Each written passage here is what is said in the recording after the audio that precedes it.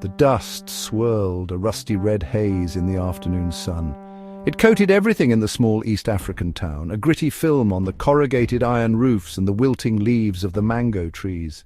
The air hung heavy, thick with humidity and unspoken tension. Even the usual bustle of the marketplace felt subdued, the vendors' calls lacking their usual energy. For weeks now, a simmering discontent had been building in the town, a pot threatening to boil over. The cost of living soared, the currency dwindling in value like water poured onto parched earth. Jobs were scarce, especially for the young, leaving many with degrees clutched in their hands but no prospects in sight. The government, a distant entity shrouded in rumors of corruption, seemed oblivious or indifferent to their plight. The people murmured their grievances in hushed tones, their anger fermenting in the heat. Then the murmurs became whispers, the whispers grew into shouts, and the shouts erupted onto the streets. The protests started peacefully, a sea of humanity demanding change. Students, their faces alight with idealism, marched alongside weary mothers and weathered farmers. Their message was simple: they deserved better. They deserved a chance at a future. Amina, a young woman with eyes that shone with intelligence and determination, stood tall among the protesters. At 24, she was already a university graduate, her law degree a testament to her hard work and sacrifice.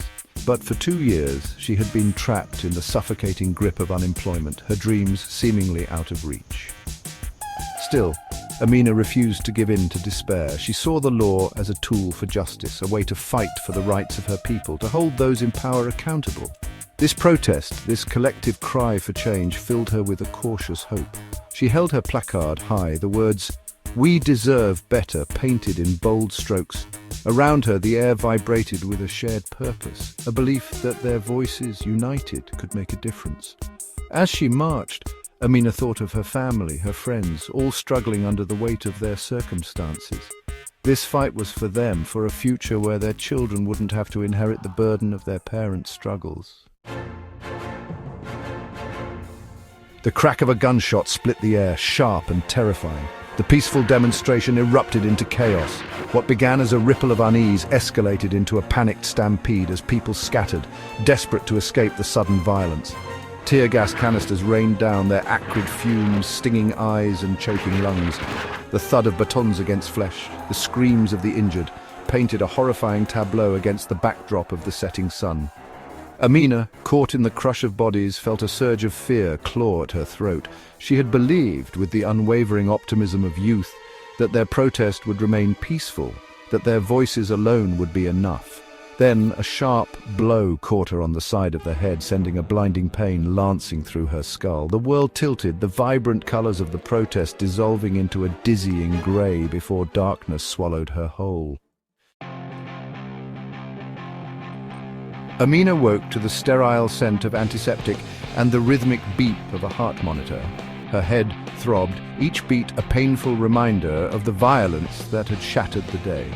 She learned she had been brought to the hospital, unconscious and bleeding, by a stranger who'd risked their own safety to help her. Word of Amina's injury spread like wildfire. Her story, amplified by social media, became a symbol of the state's brutality, of the lengths to which it would go to silence dissent. International news outlets picked up on the story, the world watching as a small East African town became a focal point of resistance. Under mounting pressure, both domestic and international, the government finally yielded. They announced reforms, promised investigations into the violence, and vowed to address the people's grievances. Amina, discharged from the hospital but still bearing the physical and emotional scars of her ordeal, became an emblem of courage, a testament to the power of ordinary people rising against injustice.